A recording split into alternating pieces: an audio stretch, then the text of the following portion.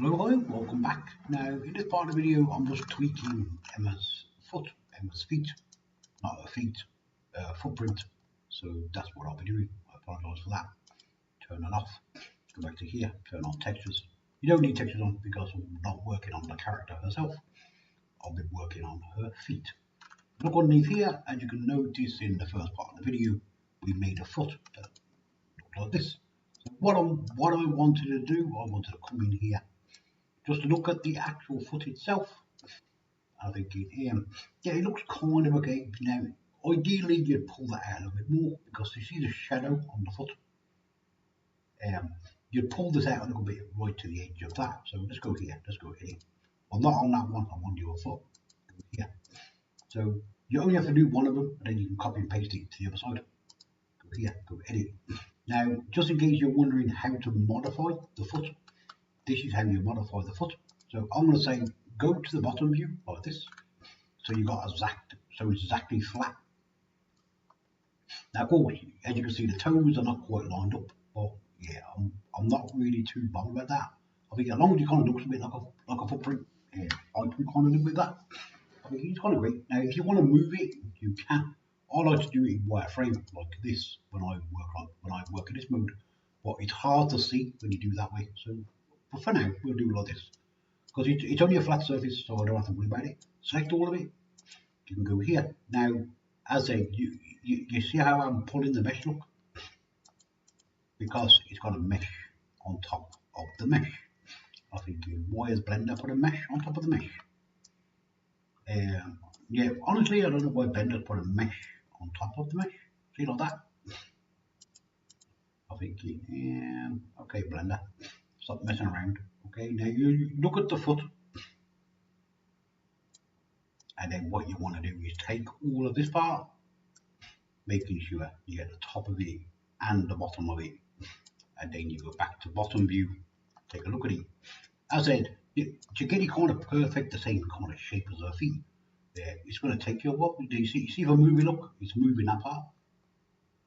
Now, it doesn't have two layers, so if I go here and delete that, and select that, now I'll move it. I'm thinking, okay. Okay, so this is the shape of my foot, and this is my foot. So okay, now I can, as I said, you can go over here, you can scale it to kind of get the kind of scale of the toe. And then if you want to kind of click the edges, as I said, it's up to you how perfect you want to kind of get this. But as I said, I thought we'll just do some very simple round circles. It's going to kind of work. As I said, just kind of pull the toe around a little bit, kind of get it where you want it. As I said, it don't have to be absolutely accurate, just as long as it looks like a foot. And really, the way I've done it, I think it kind of looks like a foot. So, as I said, you can kind of tweak it like that. So that's kind of her big toe shape. So that is the kind of shape of her big toe, basically. Not counting the size of it. So if you go here and you zoom in and you can move it over, look at the toe, and that's probably about right. So if you kind of scale it in, scale it up. Obviously, you want to look at the toe itself and then kind of move it into position. As I said, there's no copyright on it, so as you can see, they are just basically round circles. That's what they are. So as I said, you can customize twist bend and shape the toe however you like. As I said, the more time you want to spend on the toe, so if you want to plan on copyrighting the toe footprint, yeah, if you want to do that, you can. By the look of the internet, everyone has done that. But I'm thinking, I'm really not going to copyright the shape of the toe. I'm really not. I think if it's there and it looks like a footprint, yeah, that will do. So I think, okay, how does it actually look in the first place? Well, let's hide Emma and we'll see how it looks. Make a new file, open Emma.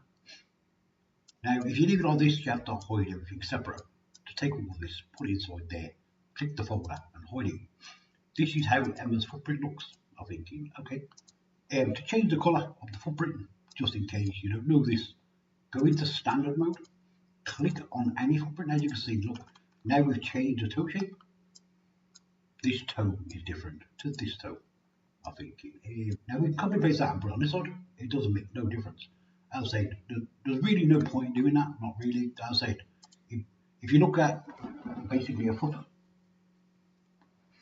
when you kind of walk around and you leave your toe marks on the floor, yeah, your toe marks almost look like that, more or less. Sometimes, yeah, you do kind of get the actual pattern, the actual shape of your foot.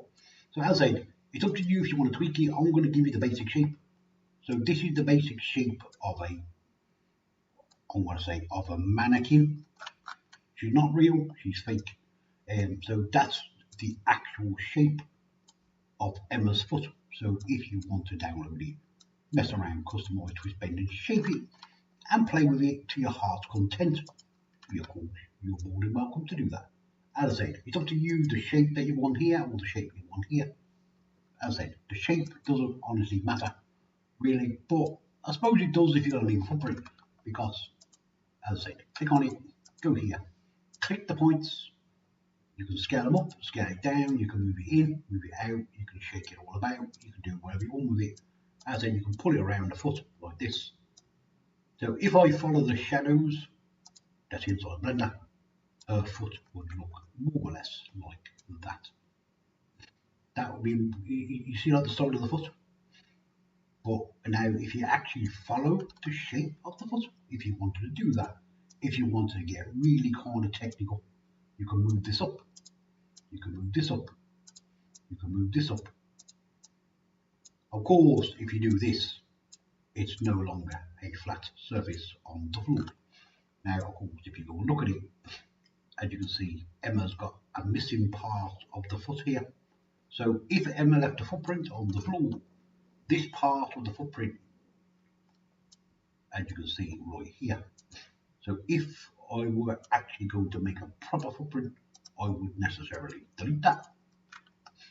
So Emma's footprint now looks like that. So as I said, so you would see the heel, you would see this side of the foot, you would see the ball, or the part of the foot that's here. You wouldn't see this part, because this part is not actually on the floor. But if you look at her foot, it's actually completely off the floor. So yeah, so if she had anything on her feet, that's the shape of her footprint that she would leave. So as I said, it's entirely up to you, entirely optional. And as I said, if you're happy with the footprint, let me just undo this. As I say, just undo it, put everything back to as it was, kind of half tilt it, look at it, and you can still see it's up in the air, so you can go here, and you can just undo that. Now everything's back to square one, everything's back to normal. As I said, it's going to work as a footprint, so if you go here and hide it, you know that there's some kind of character been in the room. Now, whether it's Emma, whether it's her friend, or whether it's someone else, you won't know that unless you kind of look at the footprint. And of course, everybody is different, so every footprint will be different. So yeah, so when you're wanting to enter the room, don't automatically assume in the game that the footprints belong to Emma, because they might not belong to Emma. They might belong to someone else. They might belong to the ghost in the level. Yeah. Anyway, I'm just kind of giving you like an update basically on the video, so I'm just kind of showing you how to do it.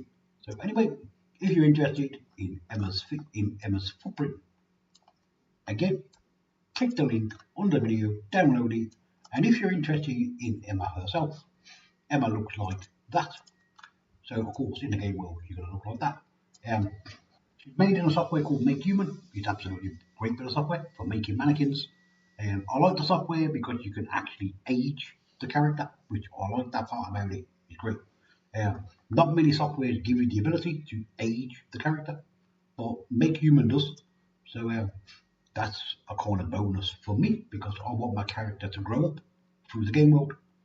So when you play the game world and you get to different worlds, I want you to notice it's the same character, she's just getting older.